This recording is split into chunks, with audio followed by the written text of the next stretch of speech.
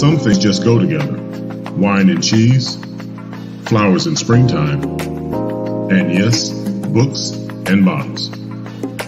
We pair your favorite author with your favorite drink. Your host of Books and Bottles, Benita Johnson.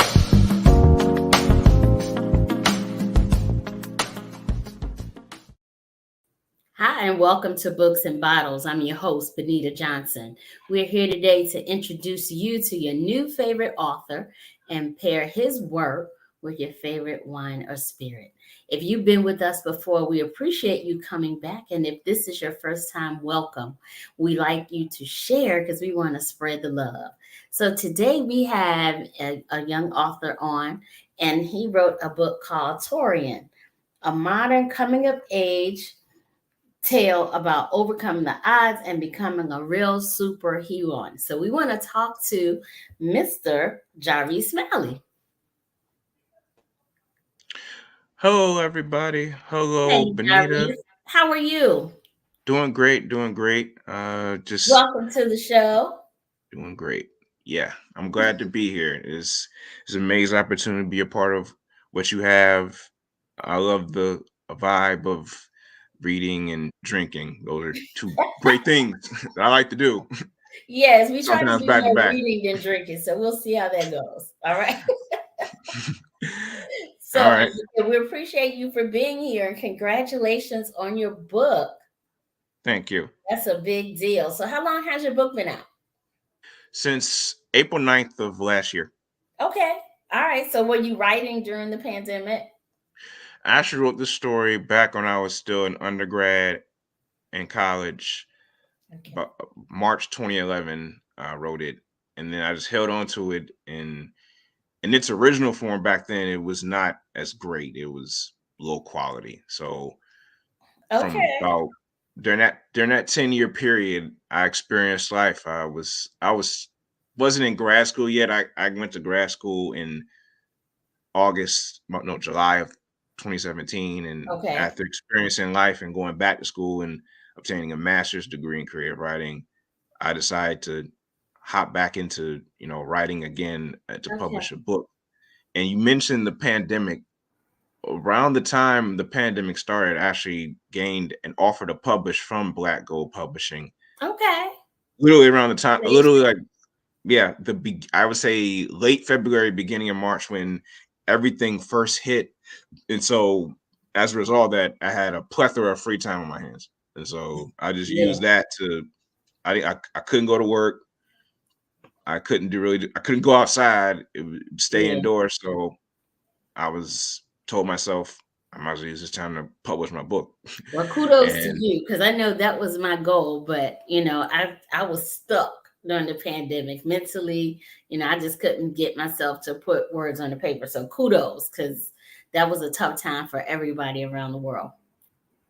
yeah, it was. I mean, it pandemic definitely hit a lot of people and changed a lot of lives. Yeah. If people were fortunate enough to make an opportunity out of it and thrive, all blessings and kudos to them, because it was Yeah. definitely a difficult time. So where'd you go to school? Undergrad. Well, I went to North Carolina A&T Aggie Pride, Okay. of course. Class of 2011. Uh, I graduated from there with a bachelor's in creative writing. Okay. Uh, it was great times. I loved college. College was beautiful. It was the experience. Now, everybody The loves A&T. I don't know Yes, anybody who's gone there, anybody who's ever attended a homecoming that does not have fond things to say. Actually, I have a ghost reader, a very good friend who reads some of these books for me that I don't get a chance to get to, and she's also Aggie Pride. So that's excellent. You have excellent staff in your crew. That's what it sounds like. That's the reality of excellent staff yes, involved. So and A everybody and knows it's the greatest homecoming on earth, right? it is. It is. Yeah, And it can't be imitated in any way, shape, or form. Our I've homecoming heard is that. remarkable and legendary. I got to get We there. Yes. I've So been to a few of them. how long have you been writing? I would say since 2008. It's Okay. and Well, when I was in college, I switched majors to writing just to try to see if I liked it. And I tried it and it was fun and I Okay. enjoyed it. And then in the summer of 2008, The Dark Knight came out. Heath Ledger, may he rest easy, best Joker ever, excellent Batman movie. When I saw that, it changed everything for me. Like that, and I saw how the world was captured into it, and mostly because of Heath Ledger. Again, may he rest easy. I just I just realized this is what I want to do. Like Okay. the feeling that the Dark Knight gave me is what would inspire me. There are other things like I mean, I can list off plenty of influences from Hmm. music and other things that influence, but I would say watching the Dark Knight back in summer of '08 is what really got Inspired the you. adrenaline. Yeah, This is got what the you want to adrenaline. do. So what Yeah. has been there are a lot of folks who want to write, and it's not easy. So what has been some of your, I guess, things that you didn't expect in your writing journey? That's the kind of a broad question in terms of just like Yeah, anything. roadblocks or just the Yeah, like, craft did you itself. think I'm just gonna write this book and everybody's gonna love it? Um, and then you weren't, were you prepared for the marketing aspect? It's like a lot of times we all start in business or some aspect of a career, and we know this part, but there's another part that we didn't anticipate. Did you find any of that in your writing process? In regards to writing process, I always had an idea and a vision for this particular case from this book, Tourian. I always had an idea and a vision of what I wanted to do and where I wanted to go. It just took many years to me expand upon it. I would say life presented a lot of like personal roadblocks and things of that nature in terms of like family. Even though you're a writer, a creative, or any business, you still have like, your personal life with your family, friends, and Mhm. things of that nature that you have to be responsible for and be connected to. At the same time, they're also a driving force for who you are and what you do. So it's that balance of being able to do what you were passionate about while still being rooted, with your family and friends, and all other career goals as well. I would say I wrote this story back in 2011. I would say from 2011 to about now, I've moved across the country, Okay. like we relocated, and all of it was connected to writing in some way, shape, or form. Whether it be uh, leaving North Carolina, coming here, going to Ohio, then from Ohio to Michigan, Michigan to Texas. I actually went to California Labor Day weekend, this past Labor Day weekend. Okay. What were you doing? Pushing the book? Yes, I actually went Okay. out to a black owned bookstore, comic book store actually, out in Carson, California. Black Star Collectibles. Shout outs to them. Their owner's name is Fion. They have a great store there. They gave me 3 hours to pretty much sell copies, and I sold out all my stock. I interacted with people, gave them autographed copies, and I think the highlight of that moment was there was a little black girl there. She couldn't have been older than I would say maybe 10, Okay. and I gave her an autographed copy and I took a picture with her, which I can, for me personally, I like stuff like that because it's kind of like you're inspiring the next generation. When I was in college, I had they offered a trip to go to Winston, like a school out in Winston, like 30 minutes out, because Okay. UNT is in Greensboro. Winston's like 30 minutes down the road. And at this function with Spike Lee, and so he gave a speech and he also let people come up and shake his hand and talk to him.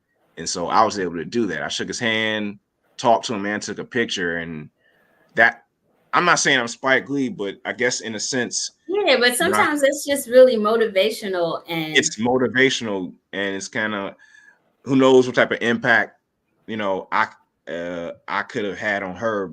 And Spike Lee, he's one of my favorite directors ever. Do the he's right amazing. thing. It's funny that you mentioned you had this experience when you were in school. I was in school way before you. And so one of the first people who I saw as a first year student, I went to the University of Virginia. Spike Lee came to talk about School Days, because this is when School Days came out, just to kind of date, when I was in school, back when we used abacus and all of that. But, he came, and so he was very inspirational, and he's amazing because he's very candid in sharing his story. So I can see how that can be a great inspiration to you.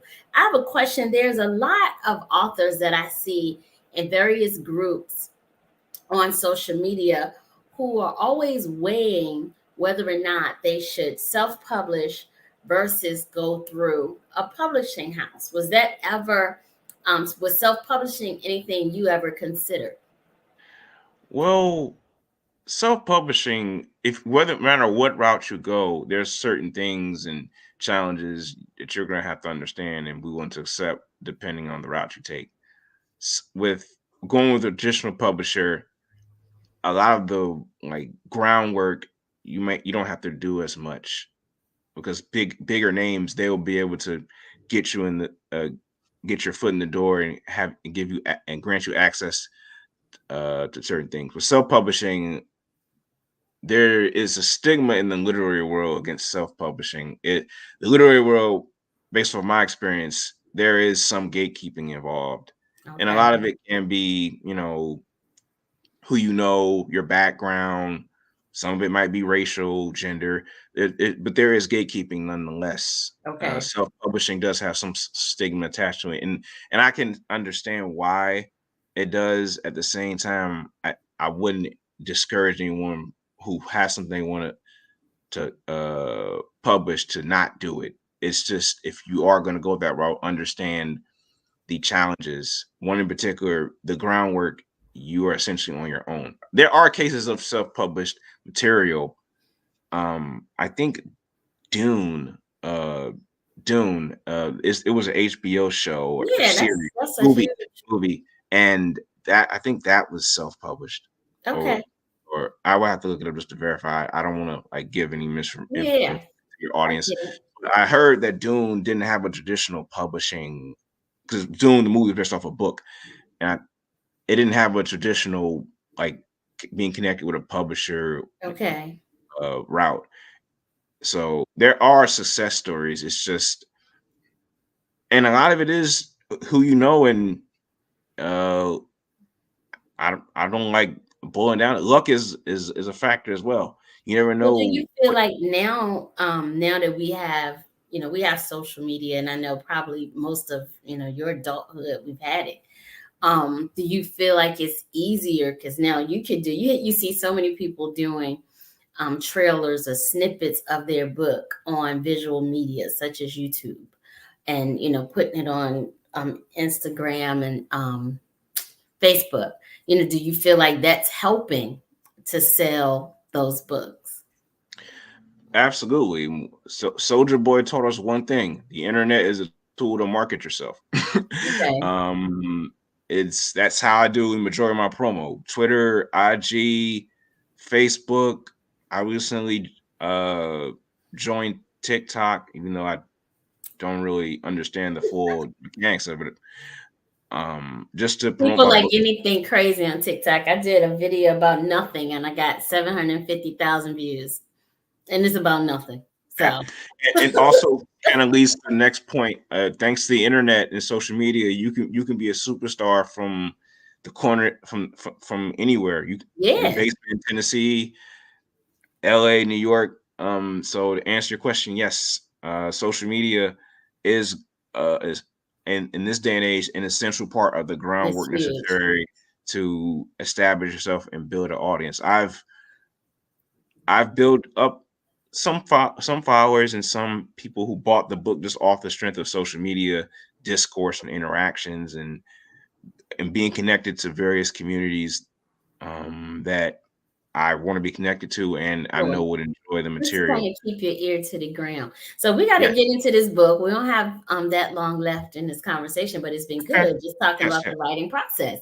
So, Tourian, who is the audience for this book? Who are you talking to?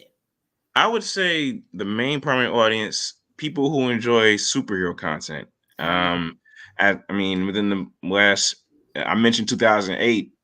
That 2008 was the year that people fell in love with superhero movies. I mean, they've been out since forever, but that year in particular, I mean, because you got to think, Iron Man, the very first Marvel movie that came out that year, and of course, The Dark Knight, and both of those movies, it's the reason where we are today, where we have, Black Panther comes out next month, and everybody in here watching the chat, and you included, is probably going to wear all white next month when they go to the theater.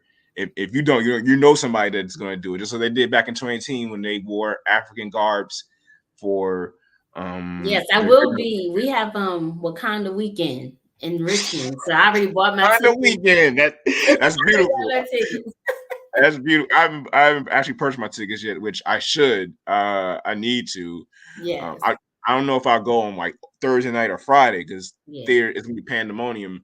Oh, we're going Friday. They're gonna have African drumming. It's gonna be a whole big deal. So yes, I will be there on 11/11. And beautiful. I mean, and I guess in particular it would be. I wanted to write something. Originally, there's this game called Metroid. It's this old Nintendo game. Came back in the 80s. They still make them today. The name Tourian actually comes from the final level in Metroid. It's like you fight like the final boss, and so that was a big inspiration. And now the character in Metroid, she was a white lady, and so I didn't want to just make that. I wanted to make a character that I thought would be original. Now they're inspired by that character, but they're totally different. And so I felt like if I wanted to like take that character and put my own twist to it and something that I know, people that look like me would appreciate and have an establishing bond with, I made her black. I made her black. And I think that's a good thing, to see for young adults, to see characters who look like them. Yeah. And there's other influences. The reason it's set in California, particularly Fullerton, is like 45 an hour outside of LA. When I went to California, I didn't have the opportunity to make it there, which that really hurt. I was kind of on a time crunch. But I did go out to California and I did enjoy myself. I just really wish I could have went to Fullerton. We've had several bookstore owners on this show. So maybe we can help you. I know Richmond's home for me, and we have the Book Bar RVA on Main Street. Wow, I can't think of her name right now, but Katrina, she would be amazing, to go and see, and she loves this genre, so you would love her. Yeah, and I would say the reason why it's set there is because back in 2011. There was an incident with a white guy. His name was Kelly Thomas, victim of police brutality. He was homeless and schizophrenic. So I thought I would take that and kind of talk about that a little bit, or and investigate that situation. The school to prison pipeline. Shout outs to Michelle Alexander. She wrote a book called The New Jim Crow. Yeah. That book was a major backbone of this book in terms of like the prison system and how our schools, in particular for minority students, they're a gateway to prison. They're designed to punish them harsher and suspend them. And you kind of touch on that. This book deals with, school. Whitney Rich, I think, is, the person who's connected to Tourian, and, her father is an attorney, I think. Yes. Right? And so, so you do deal with the justice system and, but with this sort of superhero, kind of approach too. So I do like the fact that you delve in what's going on in our reality still in 2022, but you added the twist just to kind of keep it fictitious. Yeah. What else was another influence? I'm gonna name some anime. Like Naruto was a big influence. Naruto was pretty much this generation's Dragon Ball Z, which is like a really big anime from back. It's still big now, but Naruto, there's a story arc where the main character Naruto fights a villain who turns out had the same teacher, and they have different opinions on like how they should do justice and all that. And I thought that was interesting. And another anime It's called Gungrave. It's a little bit older account back in 03. Gungrave, that's all one word.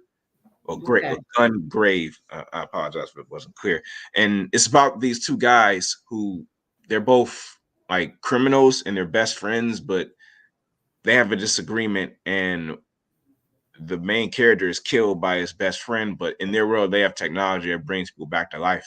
And so he's brought back to life 15 years later, and he gets revenge against his friend and the criminal empire his friend built. And I thought that was like really compelling because it shows the layers of friendship and their bond from childhood all the way up to adulthood. But I would say those five things are like the main influence. There were other influences, like But a lot of definitely anime influenced the cover. anime, super, yeah. Definitely with the cover. That's right there, and it's an amazing cover. So yeah. Speaking of the cover, I want to give a shout out to the artist. I didn't draw that myself. I wish I could draw that good. The artist, I met him at like a comic book convention in Durham, North Carolina, back in 2014. okay. And I'm trying to look him up right now. What is his name? Oh, his name. Where is he at? Okay. Yeah. His IG is Wally V. He lives out in he lives out in Charlotte. He's from North Carolina, based out in Charlotte.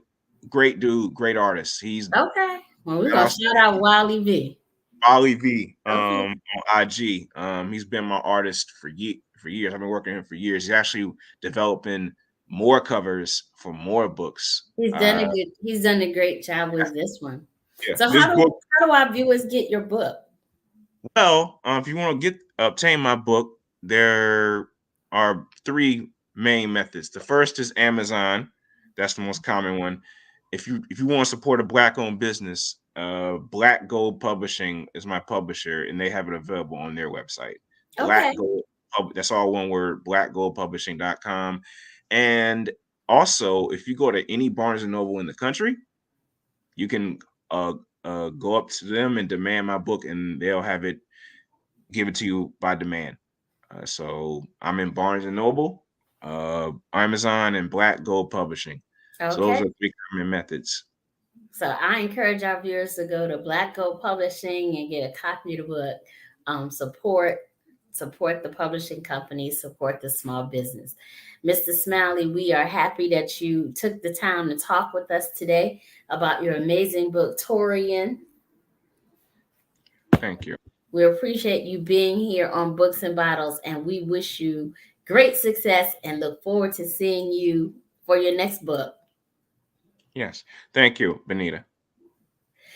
To our viewers, we thank you for tuning in, and please remember to share. If there are authors out there and you'd like to be a part of Books and Bottles, please hit us up at info@grose.com. Thank you so much for tuning in, and until next week, we'll see you. Cheers. Cheers. Camped out at home for COVID? Join us, Indie TV, where you will see the talk shows, movies, drama, action, and comedy. Be the first and see it first. Sign up now for free at indietv.com.